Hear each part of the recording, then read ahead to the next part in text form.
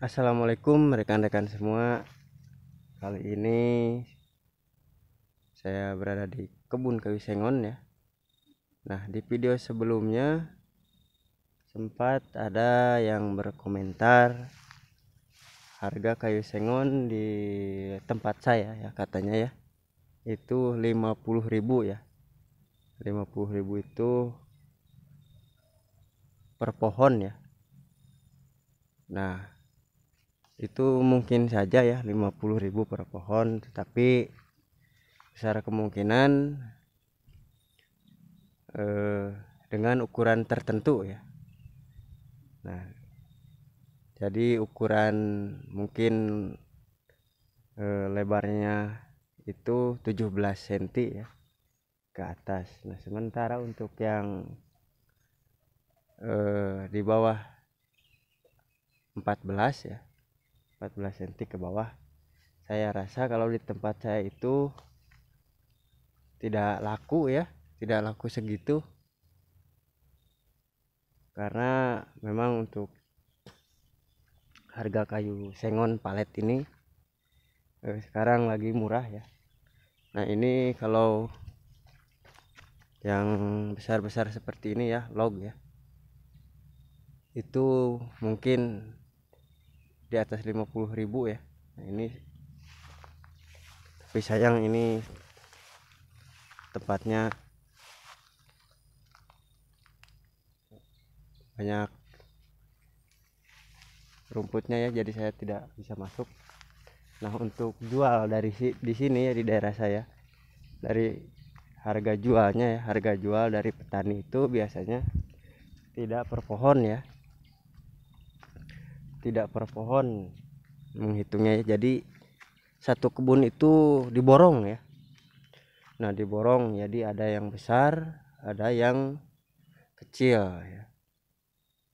Nah, begitu kira-kira ya. Nah, seperti ini ya, ini kecil ya. Nah, ini termasuk masih kecil, dan ini sudah log ya. Wah, ini sudah besar ya.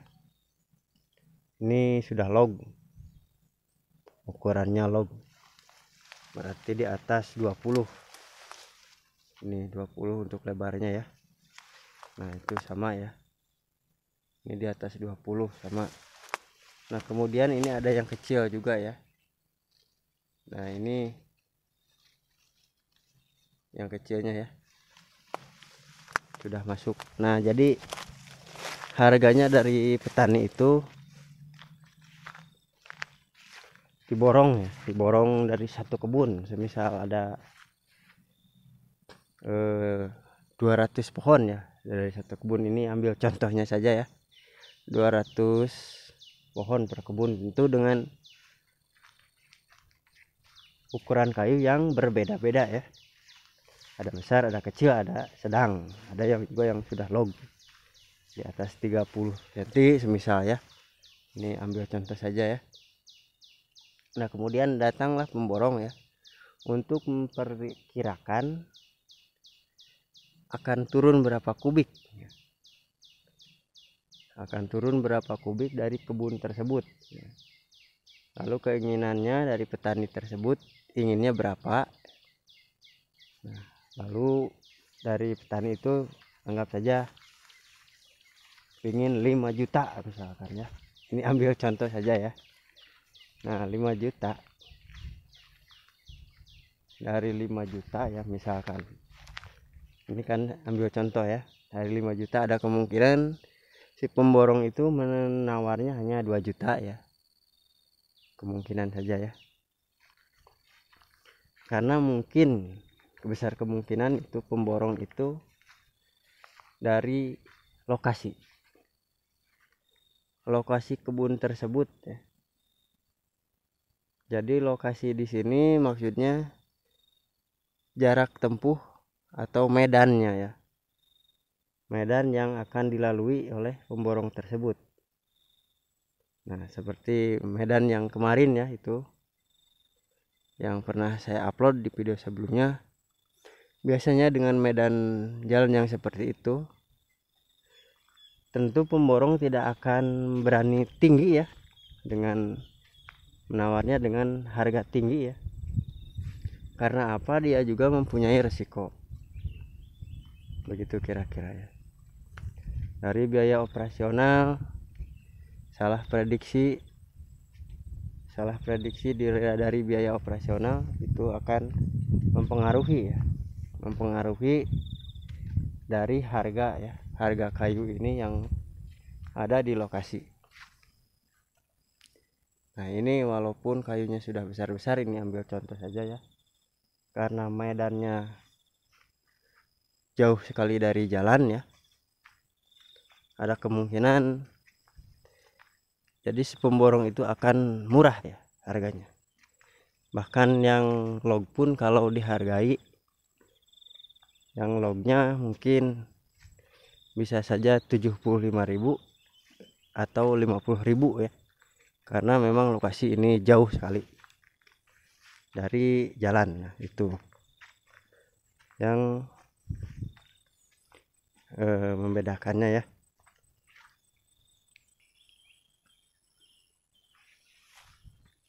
Dan kemudian kita pun sebagai petani ya, nantinya akan bisa memprediksi ya, jadi per pohon itu jatuhnya di angka berapa ya, dengan tentunya dengan pohon yang besarnya berbeda-beda ya. Nah, jadi bisa dikatakan nantinya di radnya berapa gitu ya, jadi satu per pohon jatuhnya di angka berapa. Nah dengan sistem borongan seperti itu, nanti rekan-rekan akan tahu ya, jadi per pohon itu jatuhnya di angka berapa ya. Nah begitu kira-kira untuk harga kayu sengon dari petani ya, dari daerah saya ini ya. Jadi sistemnya para pembelinya itu sistemnya diborong ya, jadi ada yang kecil, ada yang besar, yang log ya misalkan. Jadi yang songli itu keborong ya. Nah begitu kira-kira ya, jadi nanti jadi di radnya yang kecil, yang songli, yang itu jatuhnya di angka berapa ya. Nah begitu kira-kira. Jadi adapun memang yang dijual secara dipilih yang besar-besar ya, tetapi untuk kebun kayu sengon yang rapat seperti ini ya, biasanya tetap akan di rad ya, jadi satu kebun pemborongnya itu membelinya ya. Karena apa? Karena pemborong juga tidak ingin mengambil resiko ya, soalnya kalau dipilih-pilih ya yang besar-besar saja ya, dengan kondisi pohon sengon yang rapat, karena akan menimpa nantinya ke pohon sengon yang kecil ya kalau ditebang secara dipilih-pilih. Dan tentu juga itu untuk petaninya juga akan merasa kerugian ya, karena yang kecilnya itu tidak terbayar, tertimpa tapi tidak terbayar ya. Begitu kira-kira untuk harga kayu sengon dari petani ya, dari saya.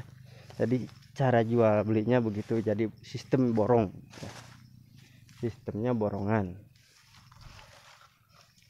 tidak satu pohon ya, satu pohon, dua pohon, itu tidak ya.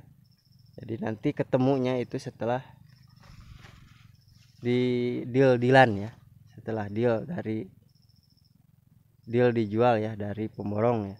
Nanti kita sendiri ya sebagai petani yang akan menghitung ya, jadi berapa kayu sengon yang kita tanam itu, dihitung per pohonnya jadi berapa uangnya ya, itu kira-kira. Nah, ini untuk lokasi kayu sengon ya di daerah saya. Nah, mungkin untuk video kali ini saya cukupkan sampai di sini ya.